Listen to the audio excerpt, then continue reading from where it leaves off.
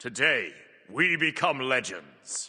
Today's Titan Talk was mostly Q&A and some updates about OB6 that went live today, but Wednesday and Friday's show will have a bit more news to cover, and next week should be the start of OB7 spoilers like Cerberus and the new Wandering Market, which is dope. But without further ado, let's jump in with today's Titan Talk recap. The Eclipse event went live with this update, which wasn't really mentioned at all in patch notes or anything, where you can play as Lunar or Solar Gods or use Shadow or Radiant skins to progress your team's side in the event and get some rewards. This will run for the whole week, and then next week we'll have another event of a similar size going on, which is really cool. Merlin's aspect will be turned online on Friday, and Yamoja's aspect will come online on Monday. They prefer to do it this way to have a constant stream of new content coming to the game rather than everything dropping on the initial update. The penetration changes that were supposed to go live with OB6 didn't go live as planned, but they should be coming pretty soon. The plan is to make the big penetration bomb items of Obsidian Shard and Titan's Bane cost around 3,000 gold, but give 25% pen instead of their current 15%, to make them more powerful but have a clear cost and upside of getting that much pen. Kilgoon gave us another update on the movement overhaul that's coming fairly soon. They're going to have Nick on the show on Wednesday to discuss more about it, but they said they should have an ambassador test ready very soon, and it should be ready to ship live hopefully in time for OB7. Friday's show will also be exciting as we have some assault stuff going on, most likely the wider map that they've talked about a little bit before, and maybe some other stuff for the mode, which is pretty exciting. We got some Blink updates as well. They said the current version of Blink with non-combat 4-minute cooldown likely isn't the final version whatsoever, but they're fairly happy with the current implementation as a whole. They're not sure what the next test will be in regards to Blink, but they definitely don't think they're done testing out stuff yet, and they said it's absolutely possible these tests just result in no change and we go back to combat Blink on a 4-minute cooldown. They're just not sure yet. Kilgoon talked a bit about the objective health reductions that happened in OB6 as they were a little controversial, especially among higher level players. He explained that there was some confusion about how objective health works. They have base HP and per level HP, and they actually level up even when not spawned. So for the first 15 minutes, Fire Giant is still increasing in HP. It will never actually spawn with just that base HP amount. I still don't think these changes are a great idea, to be honest, with how quickly objectives die, but it did appear to be more drastic than it actually was, because base health is a much smaller portion of total objective health than the per level health is, which went completely unchanged. They also talked about the First Blood change, which was another fairly controversial Conquest change in OB6. Kilgoon basically explained that not only do you get the kill reward for First Blood, you also get all that extra stuff like camp invades or the enemy losing away to tower when they die, and the team thinks that's too much snowballing as it was, and apparently the team that got First Blood won noticeably more than the team that didn't. I personally don't agree with this, as I think First Blood should be worth a lot, and I don't think removing 125 gold from it will change much anyway because of these other factors that I mentioned. It just makes First Blood basically irrelevant compared to any other early game kill, and there's now no point in really making a play for it, which slows down the early game, so I don't love that. But hey, maybe their data was so extreme that it really did need a change. They're aware that random selection for music packs is something players want. No ETA on when, but it will get there at some point. Someone asked about adding prisms to the Wandering Market, and as I said, it's definitely possible to sell them that way. There was also a question about account boosters, as people have seen the UI on the new patch, and they said they're mostly in terms of tech, but they're not sure when they'll be fully ready to go live. The lightning bolts on your names in the new patch are the new way to display Legacy Smite 1 names instead of the color, in case you were curious. The next Wandering Market will be coming as planned in OB7 in about 2 weeks from now. They should start teasing the new market sometime next week, probably on Monday, and ward skins will be making a return as part of the market, which will have a theme, unlike the first one. Kilgoon also spoiled which gods will be getting skins in the next market, and those are Izanami, Danzaburo, Hecate, and Amaterasu. Someone asked about using prisms with tier 5s and having some kind of special color or prism theme if you bought the tier 5 during the event rather than after the fact, and they said that's definitely a possibility, as the feedback has been very positive about prisms so far. There was a question about the chat window and how it doesn't stay up very long and sometimes doesn't open for VGS and stuff like that. They said they're aware of issues with chat and aren't very happy with how it is right now, so they'll get to working on some fixes on quality of life for game chat, which is good to hear. It's very finicky right now. Someone asked about Barry's original kit designed by Aggro and why it was changed, and Kilgoon basically said that it wasn't necessarily because of Aggro's departure or that they didn't like his kit for her, but more so that almost every god undergoes a lot of changes during development, and Barry's development was actually pretty normal compared to other god releases. We also might be getting some bonus balance hotfixes for OB6 around Wednesday, so if there's any outliers, those will hopefully get changes soon. Arendite was specifically mentioned as a target for additional nerfs on top of what it got for OB7. OB6, which is good. The item's broken. Someone asked about match of the day, and they said they're working on building out some rule sets for some of these, with Omnipotence likely being the first one. They did say, though, that it likely won't be the same system as Smite 1 with a rotating mode every day in its own dedicated queue, but more like limited time events and queues or weekend matches, that kind of stuff. There was a question about the big lag spikes caused by shaders compiling early in your play session and then never again until a restart, and they said they're aware of the issue, but it's sort of an engine-wide thing with UE5 in general for all games that use that engine, and it's a quite hard thing for them to address specifically, but they are looking into it. Someone asked about the map looking different on OB6, and they said it's because they removed a lot of the fog, which caused issues with lighting, and most people seem to think it looks better, so that's great news. They also mentioned that DLSS 4 and maybe FSR 4 should be coming soon, which should improve the frame generation and upscaling of those technologies to get better frame rate, which is cool. Someone asked about a new mage, and they basically said they're trying to get through all roles before adding a new one to keep things balanced. They did say they're aware that Janus, Discordia, and Scylla are some of the most requested mages though. And apply all button for cosmetics on your god card and stuff like that is still on schedule, but it's a bit harder to implement than you might think. They might be able to get a less feature-rich rudimentary version out sooner though. They talked a bit about how Smite 2's development was very different to Smite 1, in that Smite 1 was very much like a train, while Smite 2 is more like a car. The former was very regimented and on rails. You could say which skins will be in a patch 6 to 8 months down the line, whereas Smite 2, at least right now, is much more reactive and community driven as they build out the core foundation of the game, which is part of the reason why Titan Talk exists. Someone asked about adding all chat, and they said they don't ever plan to do it as they view it as having more negatives overall than positives. There was a question about the Smite 2 website being outdated, with Homebats as the most recent god on the website, and they said they're working on a bigger overhaul and change to the Smite 2 website, so they don't want to invest time in updating the current version when it will change very soon. God Mastery showing up on the God Select screen is on the radar for them, but no ETA for it. Someone asked about the match lobby and having something like the pedestal view in Smite 1 where you can see your team's picks and that kind of stuff. They said it's not a priority right now as other UI stuff is more important, but they are aware people want this. There was a question about bringing more all-new Smite 2 items instead of ported ones, and they said they are open to doing that, of course, but they also said to keep in mind that a lot of the ported items that have come recently are effectively new items that just share a vague theme with the Smite 1 item in question. They want to keep the game familiar where possible, so instead of making Rootforged Hammer into a completely new item with a new icon and artwork, players can see it in the store and know a very brief overview of what it might do based on Smite 1, despite being a very different item in how it actually functions. And finally, someone asked about the stylized versus realistic approach to graphics, and they said in general they lean more towards stylized, both because it feels more like Smite and also is generally less demanding on resources, which is important for a game like Smite, because it's competitive multiplayer and players will expect and want higher frame rates, and also a lot is going on screen at any one time, which can be very resource demanding. But that's it for today's Titan Talk. As I mentioned at the start, today was mostly Q&A and a few notes about the new patch that dropped today. Wednesday and Friday will likely have some more news with the movement overhaul and info on Assault on Friday as well. And then next week should be the start of spoilers for OB7 with Cerberus, the new Wandering Market, all that good stuff. Don't forget to drop a like before you leave, and I'll catch you guys for another one later on. Have a great day,